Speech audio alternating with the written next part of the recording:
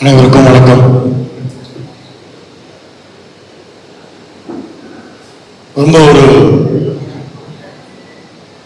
ஒரு நெடிய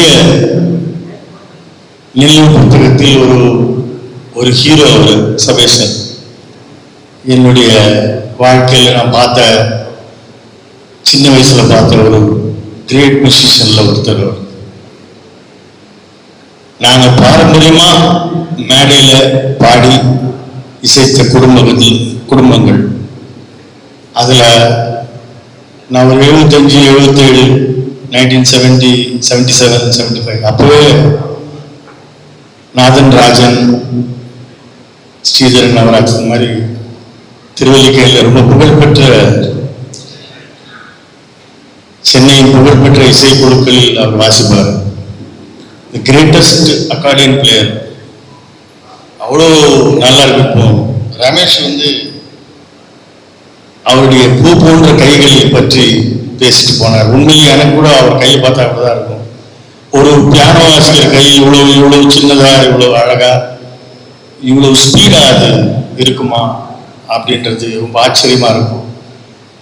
நிறைய திரைப்படங்களுக்கு எனக்கு வாசிச்சிருக்காரு. ஒரு மியூசிஷியனா ரொம்ப பெரிய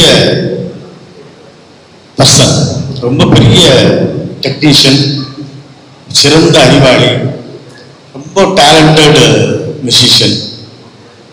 தேனிசை தென்றல் அவர்களின் பாதி அவர். அதான் உண்மை. மிகப்பெரிய வெற்றியை சாதித்த ஒரு ஒரு ஒரு ஒரு ஒரு இசைக்கலைஞனுக்கு அப்படியே டோட்டலா ஒரு பலமா நின்று அவ்வளோ பெரிய அந்த சாதனைக்கு, அந்த நீடித்த புகழுக்கு ஒரு பெரிய சப்போர்ட்டா இருந்தவர் சபேசன். மறக்கவே முடியாது அவருடைய நிறைய விஷயம். எங்க குடும்ப நிகழ்ச்சியில எங்க தந்தையார் ஒரு பாடகர் செல்வராஜ். ஸோ அவருக்கும் தேவானனுக்கும் ஒரு பெரிய நட்பு இருந்தது, ஒரு குடும்ப உறவு மாதிரி. எல்லா திருமணங்களிலும் அவங்க அண்ணன் தம்பி எல்லாரும் வருவாங்க, பாட்டு விருந்து உண்பார்கள், நிகழ்ச்சி நடந்ததுன்னா பாட்டு பாடுவாங்க. ஸோ ஒரு ஃபேமிலி அட்டாச்மெண்ட்டா சபேசன் அவர்களுக்கு எனக்கும் இருந்தது. நான் தேவானன அண்ணன் தான் சொல்றேன், பட் நியாயமா அந்த உறவு எனது தந்தைக்கு அடுத்த உறவு அவர். அப்படிதான் பார்க்கணும். அவ்வளவு மூத்தவர் அவர். ஸோ அண்ணன் தேவா அவர்களின் குடும்பத்தில் நடந்த மிகப்பெரிய ஒரு இழப்பு, ஈடு செய்ய முடியாத ஒரு இழப்பு. கிட்டத்தட்ட என்ன சொல்றது, ஒரு பெரிய தூண் சரிந்து விட்டதை போன்ற ஒரு இழப்பு. அவரு அதை எப்படி சொல்றதுன்னு தெரியல. அவருடைய புகழ் நிலைச்சு நிற்கும், அவருடைய பாட்டுங்கள்லாம் நிலைச்சு நிற்கும், அவர் பேரை சொல்லும்.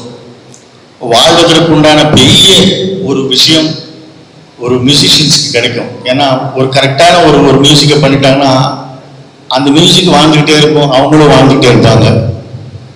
இந்த உடலுக்கும் அதுக்கும் சம்பந்தம் இல்லை. ஏன்னா அறிவு, மைண்டு. ஸோ சபேசனுடைய அந்த மனம் வாழ்ந்துகிட்டே இருக்கும். மனசுக்கு என்னைக்குமே அழிவதில்லை, மனம்தான் மீண்டும் பிறக்கும். அந்த அவ்வளவு சக்தி மனசுக்கு இருக்கும்.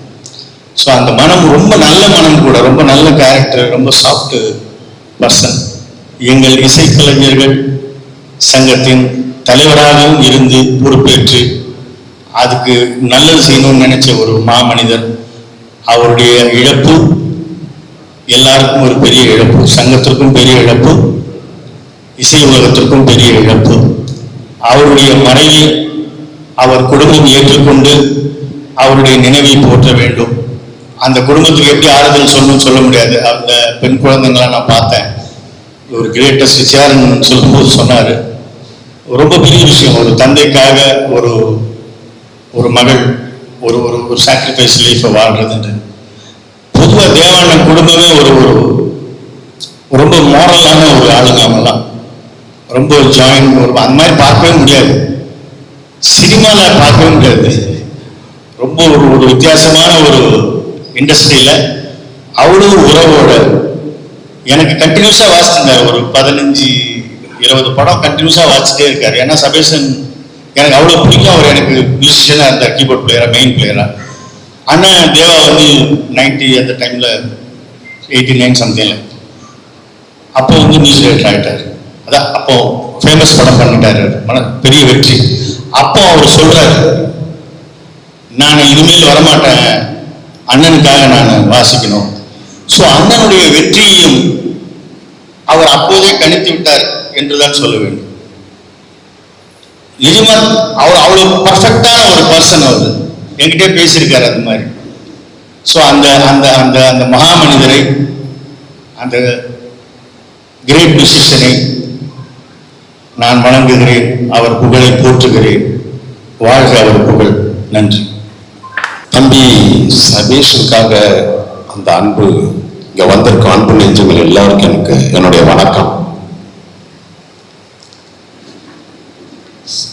நிறைய பேர் சொன்னாங்க சபேஷன் அவ்வளோ பேசுறது இல்லைன்னு. அமைதியாக தான் இருப்பான் சின்ன விஷயத்து. அம்மா 5 பேருக்கு தட்டில் சாப்பாடு வச்சா கூட அதுல உப்பு இல்லைன்னு எல்லாருமே சொல்லுவே தவிர சபேஷன் சொல்லவே மாட்டான். அப்படியே வச்சுட்டு அப்படியே சாப்பிட்டு போவான். எந்த கஷ்டத்தையும் வெளியே சொல்ல மாட்டான். ஃபேக்டா ஒரு விஷயம் சொல்றேன், பிறந்ததுல இருந்து அவன் 68வது வயசுல செத்துட்டான், மறைஞ்சுட்டான். இந்த 68 வயசு வரைக்கும் நான் அவன்கிட்ட பேசுறது ஒரு 1 hour தான். சபேஷா எப்படி இருக்க? நல்லா இருக்க. நாங்க பேசுறது என் லைஃப்ல 68 வயசுல அவங்ககிட்ட பேசுறது 1 hour தான். அவங்க வந்து மியூசிக் ரெக்கார்டிங் எல்லாம் பண்ணும் போது கூட பேச்சுவார்த்தை எதுவுமே இல்லை. அதைதான் சொல்ல நினைப்பேன். ஒரு வார்த்தை. அதே மாதிரி அந்த கடைசி நேரத்துல எனக்கு அண்ணா இங்க வலிக்குது, இங்க வலிக்குது, நடக்க முடியல கூட சொல்லல, சொல்லாதே போயிட்டான். ஏரோப்ளேன் வந்து ஒரு இடத்துக்கு போய் சேரணும்னா அந்த 2 விங்கு தான் முக்கியம். அந்த 2 விங்கு தான் எனக்கு சரியா சொல்ல முடியும். இப்ப அந்த ஏரோப்ளேன்ல ஒரு விங்கு கீழே விழுந்துச்சு, அவ்வளவுதான். என்ன பண்றது யாருக்குமே ஒண்ணும் புரியல. என்ன பொறுத்த வரைக்கும் நான் இப்போவும் நான் நினைச்சுக்கிறது என்னன்னா, சபேஷன் மலசரவாக்கையில தான் பார்த்துட்டு தூங்கிட்டு இருக்கான்னு தான் இன்னும் நினைக்கிறேன். அப்படியே அந்த ஞாபகம் எனக்கு வருது. என்னன்னா, எங்க குடும்பத்துல நாங்க எல்லாரும் ஒற்றுமையா இருப்போம். முதல்ல ஒரு சினிமா துறைக்கு கச்சேரியில கூட லைட் மியூசிக் கூட அந்த காலத்துல அவன் தான் முதல்ல போயிட்டு கீபோர்டு வாசித்தான். அவன் தான் முதல்ல போனவன் கீபோர்டுக்காக. அப்புறம் தான் எல்லாரும் சினிமா இதுக்கு போனோம். அதே போல எங்க குடும்பத்துல ஃபாரினுக்கு போன முதல்ல சபேஷன் தான். முதல்ல சினிமாவுக்கு போயிருந்தோம். அப்ப நான் சினிமாவுக்கெல்லாம் நான் வரல. அப்ப சினிமாவுக்கெல்லாம் நான் வரல. சபேஷன் தான் முதல்ல ஒரு கடல் தாண்டி ஒரு கீபோர்டு வாசிக்கிறதுக்காக ப்ரோக்ராம் போனோம். அப்புறம் சினிமாவுக்கு வந்து சபேஷன் தான் முதல்ல ஒரு ஸ்கூட்டர் வாங்கினான். அதுக்கப்புறம் சம்பாதிச்சு ஒரு கார் வாங்கினான். அவன் தான் முதல்ல கார் வாங்கினான். எங்க குடும்பத்திலிருந்து ஒரு நல்ல ஏரியாவுக்கு போயிட்டு வாடகை போலான்னு சொன்னதும் முதல்ல வாடகை போனதும் சபேஷன் தான். அதுக்கப்புறம் வலசரவாக்கத்துல ஒரு சொந்த வீடு கட்டினான். முதல்ல வீடு கட்டணும் சபேஷன் தான். அப்புறம் தான் நாங்கெல்லாம் வந்து அப்படி எனக்கு கூட சபேஷன் தான் வீடு கட்டி கொடுத்தான் வலசரவாக்கத்துல. அதுக்கப்புறம் சினிமாவில் எல்லா விஷயத்திலுமே முதல்ல எங்க குடும்பத்துல டிவி வாங்கினதும் அவன் தான். டிவி சாலிடா பிளாக் அண்ட் ஒயிட் எல்லாமே முதல்ல வாங்கிட்டான். போகும்போது அவன் முதல்லயே போயிட்டான்.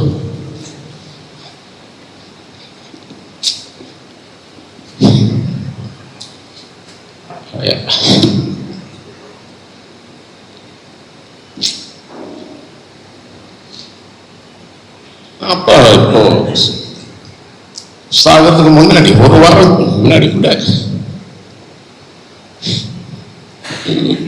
கச்சேரி, மலேசியாவில் கச்சேரி, அது கச்சேரி இது கச்சேரின்னு சொல்லிட்டு இருந்தா முரளியா இருக்கான். அப்போ ஒரு அண்ணன்ற முறையில நான் ஒன்று சொல்றேன், சபேஷா இது வேண்டாம், உடம்பு தாளாது வேண்டாம், நீ அமைதியா இருக்கு, ரெஸ்ட் எடுக்கணும், டென்ஷன் ஆகக்கூடாது, என் வார்த்தையை கேள் அப்படின்னு உருவாக்கம் நான் சொல்றேன்.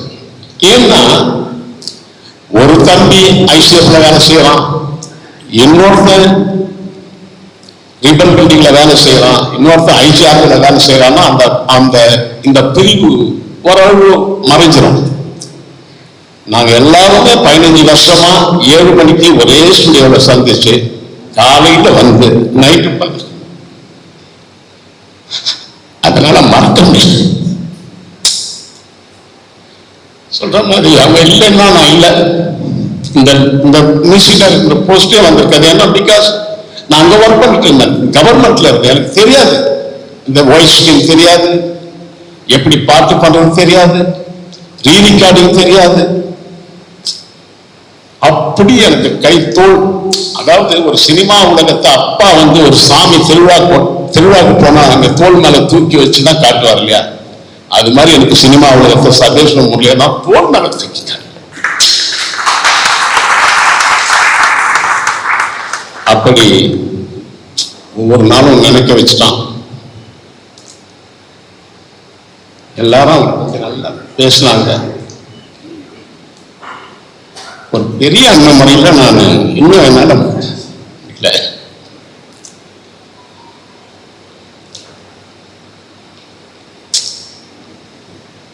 முதல்ல ஏதோ மேல திறக்கிறதுக்கு வந்தேன், ஏதோ நம்ம ஆடிட்டோரியத்தை. அப்ப வரும்போது நல்லா இருந்தேன். இப்போ வந்து ஓவர் எந்த எப்போ அந்த குழம்புல சாம்பார் இல்லை, உப்பு இல்லைன்னு சொல்ல மாட்டானோ அது போல இப்ப இங்க வலிக்குது வலிக்குது சொல்லல. என்னைக்கு இருந்தாலும் அவன் நல்லா இருப்பான், ஆத்மா சாந்தி அப்படின்னு எங்க குடும்பத்தினர் சார்பில் நான் வேண்டிக்கிறேன். வந்ததுக்கு நன்றி, எல்லாருக்கும் நன்றி.